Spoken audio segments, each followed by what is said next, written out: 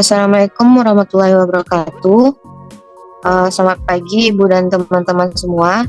Kami dari kelompok 4 akan mempresentasikan hasil diskusi kami terkait dengan materi perkiraan dan kelompok transaksi dalam siklus perolehan dan pembayaran kas, di mana anggota kelompoknya yaitu saya sendiri Delvina Vitasari sebagai moderator. Yang pertama yaitu Gusmiza Hidayah Putri, Mela Cahya Putri, selanjutnya Miftahul Ramadhani Emiriska, selanjutnya Nadia Ayuningsih, dan yang terakhir yaitu Tiara Putri Anggraini. Nah, langsung saja kita mulai pada topik yang pertama, yaitu yang akan disampaikan oleh Tiara Putri Anggraini. Kepada Tiara kami persilakan. Baiklah, terima kasih moderator. Materi yang pertama itu yaitu mengenai siklus perolehan dan pembayaran yang meliputi golongan transaksi. Adapun materinya yang pertama itu siklus perolehan, siklus pengeluaran kas, pemrosesan orderan pembelian, penerimaan barang dan jasa, dan pengakuan kewajiban.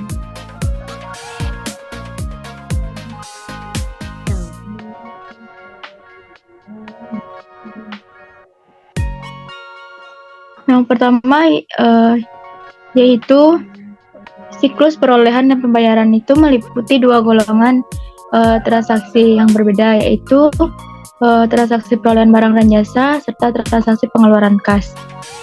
Nah, dan kemudian retur pembelian dan pengurangan harga juga merupakan satu golongan transaksi, tetapi untuk kebanyakan perusahaan jumlahnya tidak material. Yang pertama, siklus perolehan. Tujuan keseluruhan di dalam audit siklus perolehan dan pembayaran yaitu untuk mengevaluasi apakah akun yang dipengaruhi oleh perolehan barang dan jasa dan apakah pengeluaran kas untuk diperoleh tersebut secara wajar disajikan sesuai dengan prinsip akuntansi yang berlaku. Nah, adapun akun-akunnya itu persediaan properti pabrik dan peralatan, beban dibayar di muka, leasehold improvement, hutang usaha, beban manufaktur, beban penjualan, dan beban administrasi. Yang kedua yaitu fungsi usahanya, yaitu pemrosesan orderan pembelian, penerimaan barang dan jasa, dan pengakuan kewajiban. Yang ketiga yaitu dokumen dan catatan, permintaan pembelian, orderan pembelian, laporan penerimaan, jurnal perolehan, laporan ikhtisar perolehan, faktur dari pemasok, nota debit, surat atau bukti atau bon, berkas induk hutang usaha, neraca saldo hutang usaha, dan rekening pemasok. Selanjutnya yaitu siklus pengeluaran kas. Adapun akun-akunnya yaitu yang pertama kas di bank, utang usaha, potongan pembelian. Sedangkan fungsi usahanya yaitu pemrosesan dan pencatatan pengeluaran kas. Dokumen dan catatannya itu berupa cek dan jurnal pengeluaran kas.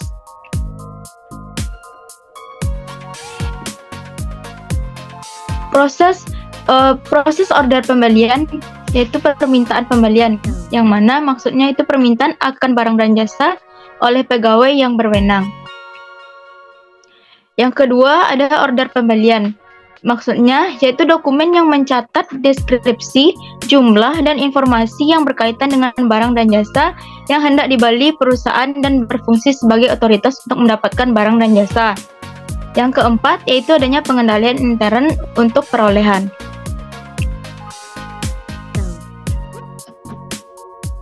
Selanjutnya yaitu penerimaan barang dan jasa. Laporan penerimaan barang dan jasa atau receipt report yaitu dokumen yang dibuat pada saat barang berwujud, di mana yang menunjukkan deskripsi tentang barang, jumlah yang diterima, tanggal penerimaan, dan data lain yang relevan.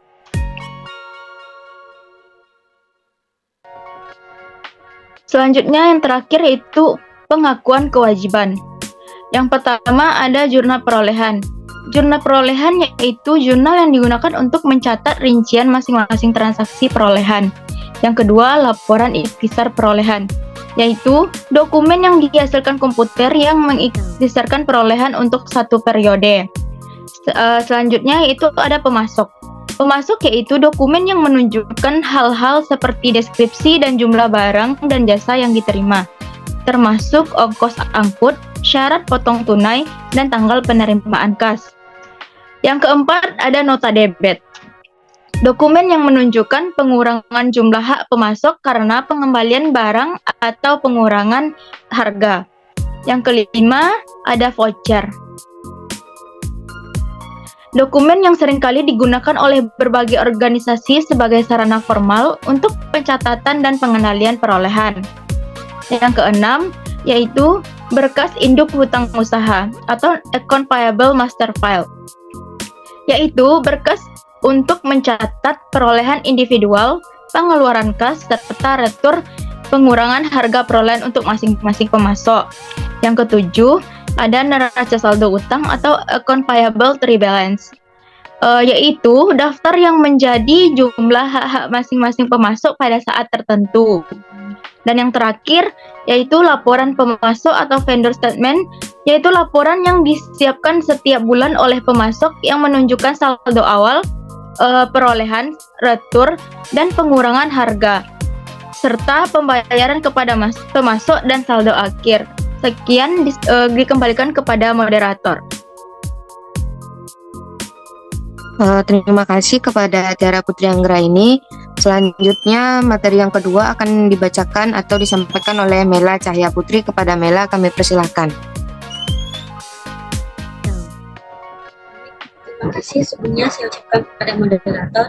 Untuk materi yang kedua ini yaitu terkait dengan fungsi bisnis dalam siklus perolehan dan pembayaran kas serta keterkaitan antara dokumen dan catatan.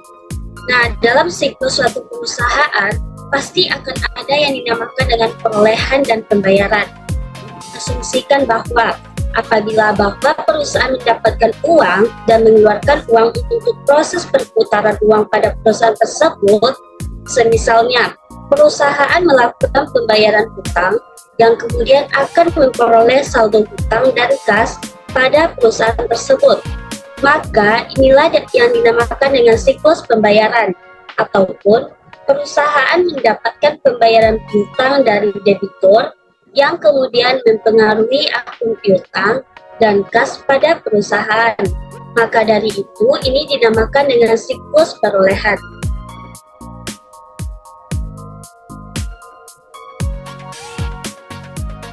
Nah, selanjutnya, akun dan kelompok transaksi di dalam siklus perolehan dan pembayaran. Secara sadar, tujuan audit dari siklus ini adalah untuk memastikan apakah akun-akun yang terkait dengan transaksi pada siklus ini telah dikelola dengan baik sesuai dengan prinsip akuntansi berterima umum dan dapat dinyatakan wajar oleh auditor.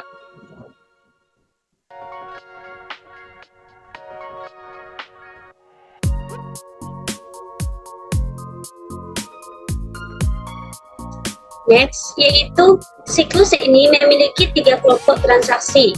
Yang pertama yaitu ada perolehan barang dan jasa. Yang kedua ada retur dan cadangan pembelian serta potongan pembelian. Dan yang terakhir yaitu pengeluaran kas. Sekian dari saya, selanjutnya saya kembalikan lagi kepada moderator.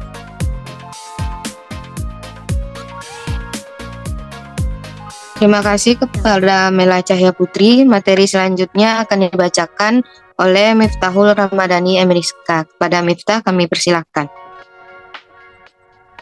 Baik, terima kasih moderator.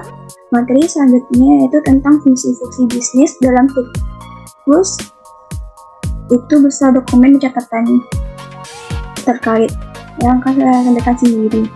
Nah, siklus perolehan dan pembayaran melibatkan setiap keputusan dan proses yang diperlukan untuk memperoleh barang dan jasa guna menjalankan operasi perusahaan. Siklus tersebut biasanya dimulai dengan pengajuan permintaan pembelian oleh seorang pegawai yang berwenang yang membutuhkan barang atau jasa dan berakhir dengan pembayaran atas setiap manfaat yang diterima. Nah, titik awal dari siklus adalah permintaan barang atau jasa oleh pegawai klien. Formulir permintaan dan persetujuan yang diwajibkan tergantung pada sifat barang dan jasa serta kebijakan perusahaan. Ada beberapa proses pemesanan pembelian, yaitu pertama permintaan pembelian. Permintaan pembelian adalah permintaan akan barang dan jasa oleh pegawai yang berwenang. Bentuknya dapat berupa permintaan perolehan untuk bahan-bahan oleh mandor atau pengawas gudang, reparasi di luar oleh pegawai kantor atau pabrik. Yang kedua yaitu pesanan pembelian. Pesanan pembelian adalah dokumen yang mengidentifikasi deskripsi, jumlah, dan informasi terkait untuk barang dan jasa yang hendak dibeli perusahaan. Dokumen ini sering digunakan untuk menunjukkan otorisasi guna mendapatkan barang dan jasa. Yang ketiga yaitu laporan barang. Laporan barang adalah dokumen yang dibuat pada saat barang berwujud diterima yang menunjukkan deskripsi tentang barang, jumlah yang diterima, tanggal penerimaan, dan data lainnya yang relevan. Yang keempat itu berkas. Berkas yang dihasilkan melalui komputer yang meliputi semua transaksi perolehan yang diperoleh oleh sistem akuntansi untuk periode adalah berkas transaksi pembelian. Contohnya itu meliputi jurnal perolehan, berkas induk hutang usaha atau dagang, dan transaksi untuk tersebut. Yang kelima yaitu jurnal atau daftar perolehan laporan yang dihasilkan dari berkas transaksi perolehan yang biasanya mencakup nama pemasok, tanggal, jumlah, dan kelompok untuk setiap transaksi seperti perbaikan dan pemeliharaan persediaan utilitas. Yang keenam yaitu fakta pemasok adalah dokumen yang menunjukkan hal-hal seperti deskripsi serta jumlah barang jasa yang diterima, harga, syarat potongan tunai, dan tanggal penerimaan kas. Yang ketujuh yaitu dokumen yang menunjukkan pengurangan jumlah yang menjadi hak pemasok karena pengembalian barang atau pengurangan harga adalah memo debit. Yang kedelapan yaitu voucher. Dokumen ini biasanya digunakan oleh organisasi sebagai sarana formal pencatatan dan pengendalian perolehan. Yang kesembilan yaitu berkas induk hutang usaha atau dagang. Berkas induk hutang usaha atau dagang adalah berkas untuk mencatat masing-masing perolehan, pengeluaran kas, serta retur yang pengurangan harga perolehan untuk masing-masing pemasok. Yang ke-10 yaitu neraca saldo hutang dagang. Neraca saldo hutang usaha berisi daftar jumlah hutang ke pemasok atau untuk setiap faktur atau voucher pada satu titik waktu tertentu. Yang ke-11, laporan pemasok. Laporan pemasok disusun setiap bulan oleh pemasok yang menunjukkan saldo awal, perolehan retur, dan pengurangan harga, pembayaran ke pemasok, dan saldo akhir. Yang ke-12, berkas transaksi pengeluaran kas. Berkas yang dihasilkan komputer yang meliputi semua transaksi pengeluaran kas yang diproses oleh sistem akuntansi untuk periode tertentu seperti sehari, seminggu, atau sebulan. Yang ke-13 yaitu dokumen yang digunakan untuk membayar setiap perolehan saat pembayaran jatuh tempo, disebut cek.